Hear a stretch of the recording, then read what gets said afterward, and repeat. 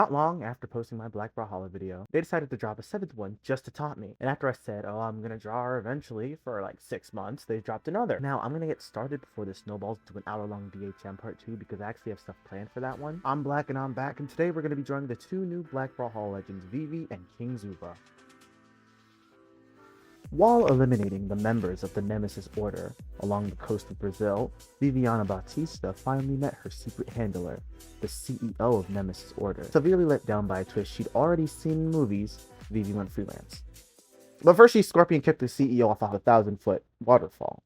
Then she went freelance. Vivi tested the limits of her capoeira mastery against every extraordinary foe she could find. After signing an extremely wordy NDA in the Meyer & Meyer group, she formed a quality control battle against the Mark II android armada, which she later described as a bunch of dumb babies during a focus group. She thwarted the supermodel villain Damal. She later thwarted the villain hand model One-Eye Damal. Vivi soon found herself in the hidden village of Hakrad, beneath the dunes of the Lançois Maranance. There she was inducted into an elite league of assassins, all of whom had taken an oath to forsake magic or otherworldly power in all its forms, relying on strength, agility, and mental dexterity. Vivi refined her deadly dance as she fought enemies and aircrafts on the arms of a giant statue, and even had a pool party, which is how inflatable water slides became classified as dangerous weapons. Best gig ever. On her final job, she bailed on a clean shot so that she could rescue a stray calico cat from the oncoming Meyer Organics mobile suit. Though it was Vivi that paid the price that day, she'd do it again. In Brawlhalla, Vivi's capoeira has become very popular as a group activity. She loves to gather a crowd for a lively rota. It's one of the few times Zol actually smiles, and not as a threat. Residents can also keep up with her cat blog across the universe. Okay, Vivi is awesome. Probably the most fun to play in-game along with Jala and King Zuba. Love her downzig on both her weapons. It might be because of the Season 4 Classic Battle Pass I impulsively got, but surprisingly, Vivi is my second highest level legend after my mains. The first is Arcadia, but that's only by 1 level. Vivi's story is also just hilarious until she dies. I do love how she sacrifices herself to save that cat's life. That one made me feel something. I hope future Legend lores do more of this. Moving on to her design. I can't stand her hair. It looks awesome, and I wish my hair looked like that. I cannot draw it at all. I got it down eventually, but I don't even like the way I drew it. It feels sloppy and jumbled up. The only thing that kind of saves it is the fact that she's upside down. I do like the subtle details in her design, like the gap in her teeth that give her a bit more personality. I also like the little kitty plush she keeps on her guns that I didn't draw. It gives me an excuse to show me this amazing artwork Brawlhalla put out for National Pets Day. I love cats. As I'm writing the script, I'm noticing that this would have been the best reference image to use for Vivi's hair, and now I'm angry. At least I know for the future. With that, I give you Vivi, the Deadly Dancer.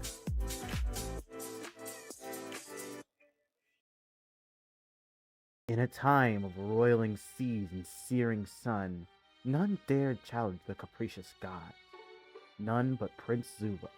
After the drought took his parents, the young boy vowed to never again let matters fall outside his own hands. He ventured deep into the wilds and confronted the spirit of the land, the Golden New. This is anew. The fight spanned 3 days and one seriously intense game of Soro. This is Soro, played with giant boulders, but when the dust settled, the spirit bowed its gilded horn. Zuba returned home, now blessed by the wildebeest, and with a single ferocious stomp, he sundered, the ground behind his village, bringing forth a new river spring. The land never went parched again. As Zuba grew from prince to king, so too did his ambitions, an appetite for greatness. One by one, the surrounding kingdoms bent the knee to his might, but Zuba was just in his victories, and carried each kingdom on his back to the bountiful river, so they could all thrive under one banner. When earthquakes and foes struck out against his empire, his hammer struck back. Now the only time the ground shakes is when Zuba goes for his morning jog. He also taught himself to speak Lion, which is great for silencing a room when negotiations get too unruly.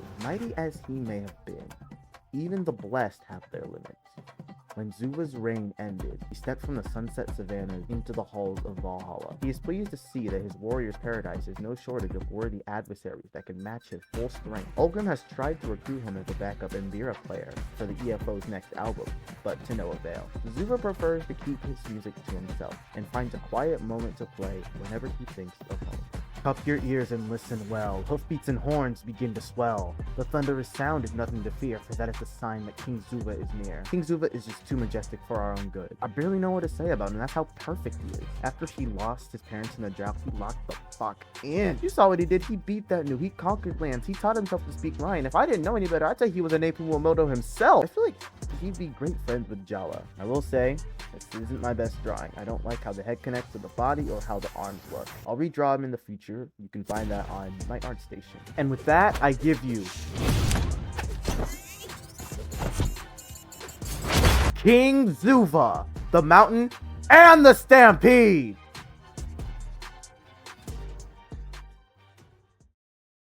That was fun. I'm sorry this video came out late. Don't worry, I'll learn. And next time, I won't promise you anything. I'm still black and I'll be back. See y'all next month. Hopefully. He is pleased to see that his warrior's paradise has no shortage of unworthy adversaries. He is pleased to see... unworthy?